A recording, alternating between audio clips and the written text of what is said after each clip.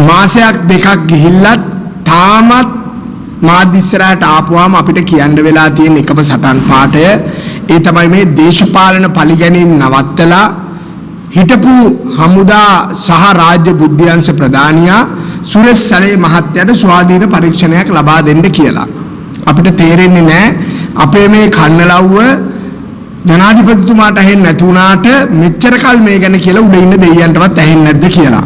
ශ්‍රී ලංකාවේ වෙසෙන ශ්‍රී ලංකාවේ ඉපදුණු ශ්‍රී ලංකාවට ආදරය කරන නමුත් විදේශවල වෙසෙන ශ්‍රී ලාංකිකයන් විශාල පිරිසකුත් දැන් මේ වැඩේට සම්බන්ධ වෙලා සිටිනවා. මේ පළවෙනි අධීර විදියට ප්‍රංශයේ වෙසෙන ශ්‍රී ලාංකිකයන් උද්ඝෝෂණයක් පැරිසියේ ශ්‍රී ලංකා තානාපති කාර්යාලයේ ඉදිරියේ ජූනි 24 වෙනිදා ලබන බදාදා හවස 3ට පැවැත්වීමට සංවිධානය යොදා තිබෙනවා.